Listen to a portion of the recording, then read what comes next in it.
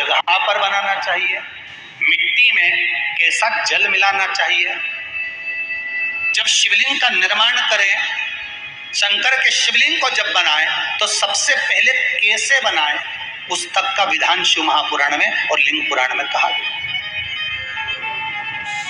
महाराज कहा क्यारे की मिट्टी हो, क्यारा मतलब समझिएगा, जिस मिट्टी पर कोई गंदगी ना करी गई हो, ऐसी जगह का कोई भाग मिट्टी का लाया जाए जहां कोई गंदगी ना करे। शिव महापुराण की कथा कहती है।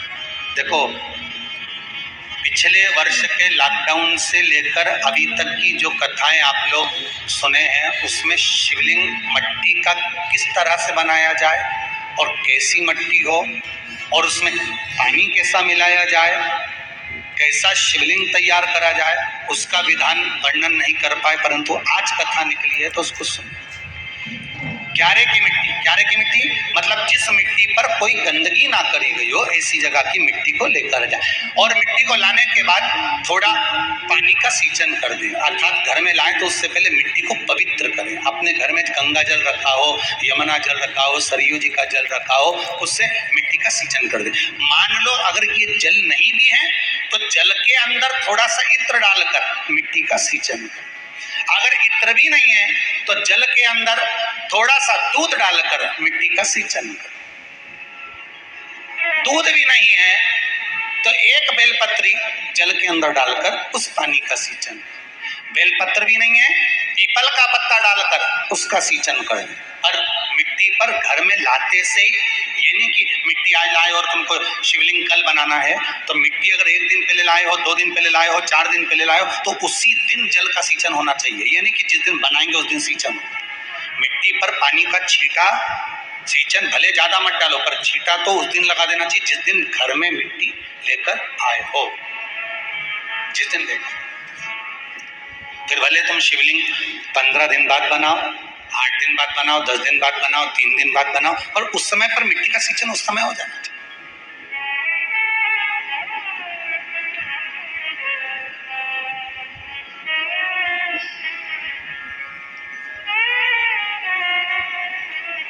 फिर कहा, जिस दिन शिवलिंग का निर्माण करो उस दिन प्रातः में अगर आप शिवलिंग बना रहे हैं तो ब्रह्म मुहूर्त में मिट्टी को गला दो। किस पानी से गलाना है उसका भी प्रमाण, उसका भी शास्त्र वर्णन करा। किस जल से गलाया जाए, शिव महापुराण की कथा कहती है अगर आपको आज शिवलिंग का निर्माण करना है, शाम को आप शिवलिंग का निर्माण कर रहे हो, तो अपने पानी का जो मटका होता है, हंडा होता है, रसोई घर में जहां पानी भर कर रखते हो, उसके नजदीक में एक कलश जिसमें अलग से ताजा जल भरा जाए और उस पर प्लेट ढकी हो और उस पर एक चावल का दाना रखा हो, उस जल को लेकर आओ। थोड़ी देर रखा रहे, आधा घंटा, 2 घंटा, 3 घंटा, 15 मिनट, 20 मिनट, पर वो पानी वहां रखा होना चाहिए। रसोई घर में अन्नपूर्णा का निवास होता है, परिंदे के पास पितरों का निवास होता है। अन्नपूर्णा, पित्र सब रसोई घर के भीतर विराजमान होते हैं। शास्त्र कहता है 33 कौटि देवता एक समय के लिए, एक क्षण के लिए हमारे रसोई घर में प्रवेश करते हैं। इसलिए रसोई घर को तुम पूरे घर को स्वच्छ रखो ना रखो, पूरे घर को तुम साफ रखो ना रखो, पर रसोई घर एकदम क्लीन होना चाहिए, साफ होना चाहिए, स्वच्छ होना चाहिए। आज के जमाने में तो फिर गया, और पहले जब मट्टी के चूल्हे होते थे, जब चूल्हा बंद होता था तो उसको गीला कर कर, गोबर को या पानी में उसको गीला कर कर, एक कपड़े को गीला कर कर पूरे चौके को, रसोई घर को पोंछा जाता था। मिट्टी का होता था वो, तो भी उसको पोता लगाते थे, पोंछते।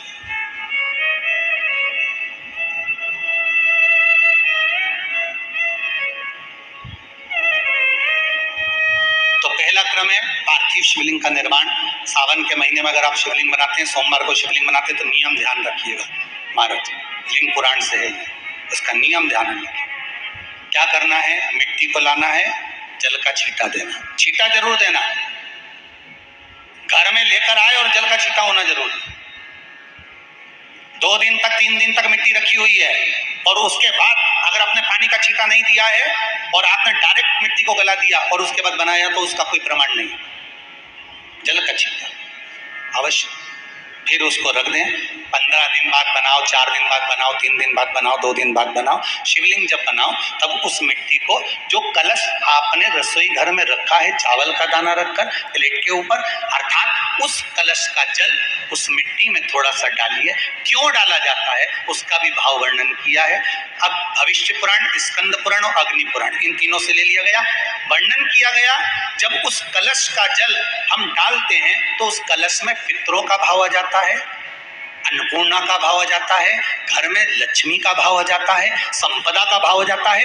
पूरे 24 घंटे के अंदर एक क्षण के लिए रसोई घर में 33 कोटि देवता आते हैं, तो वो देवता का सारा भाव उस कलश के अंदर आ जाता है। और वो जल जब हम उस मिट्टी में मिलाते हैं तो गंगा, यमुना, सरयू, सरस्वती, ये 33 कोटि देवता में, तो इन सब का आनंद उस जल में आ जाता है। और वो जल जब हम मिट्टी में मिलाते हैं तो मिट्टी पवित्र हो जाती है, स्वयं कैलाश अधिपति को स्वीकार करने के लायक हो जाती है, निर्मित करने के लायक हो जाती है।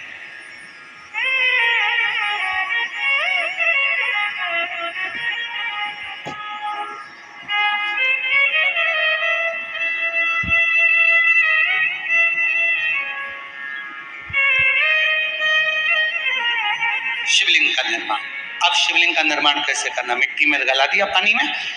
सबसे पहले शिवलिंग बनाने से पहले पात्र जो होता है उसके नीचे एक बेलपत्र रखी जाती है। क्या रखना है? एक बेलपत्र।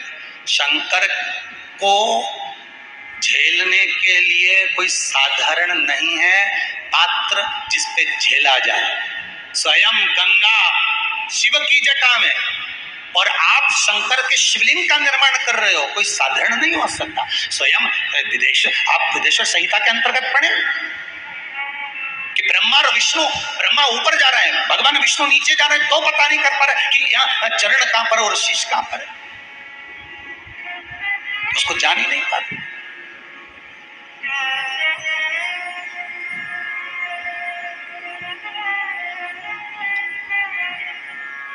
बस एक बेलपत्र, साधारण भाव में बेलपत्र भी सीधा भाग, और इस बेलपत्र की जो डंडी है वो उत्तर दिशा में रखना है थाली के अंतर्गत। जब आप शिवलिंग का निर्माण करें उत्तर, इसके ऊपर जो गलाई हुई मिट्टी है वो डाल दीजिए, और डालने के बाद सबसे पहले शिवलिंग का स्वरूप बनाना। सबसे पहले नीचे की जलाधारी नहीं बनाना। क्या बनाना है? शिवलिंग का स्वरूप बनाना। बनाने के बाद उसी शिवलिंग के पास में और मिट्टी डाल लीजिए, फिर जलाधारी का निर्माण, फिर जलाधारी।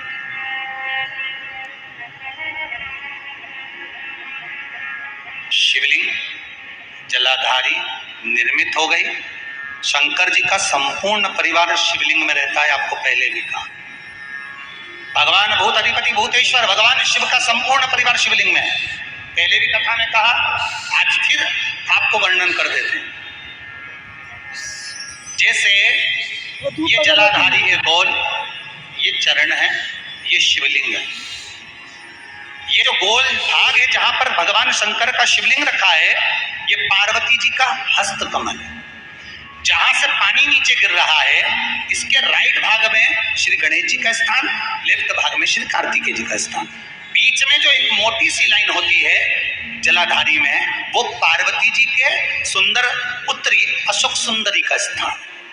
शंकर जी के ऊपर तिकोनी रखी रहती है, उसके ऊपर से जो जल बूंद बूंद नीचे गिरता है, ये जो पानी बूंद बूंद नीचे गिरता है, या आप कलश से जल चढ़ाते हो या आप संगीत से जल चढ़ाते हो, तो ये जो पानी गिर रहा है, ये शंकर भगवान की 5 पुत्रियां, जया, विषहरा, शामरी बारी, दोतली और देव, ये शंकर जी की 5 बेटी, 5 पुत्री। कार्तिक संपूर्ण और पूरा परिवार है महाराज। फिर वही बात आई, ध्यान दीजिएगा, जिस व्यक्ति को नींद ना आवे, रात्रि को सोते समय टेबलेट खाने की जरूरत नहीं। शंकर भगवान की 5 पुत्रियों का नाम लीजिए। जया, हाथ में जल लो, पलंग पर बैठो, जल हाथ में लिया, जया आचमन कर लो।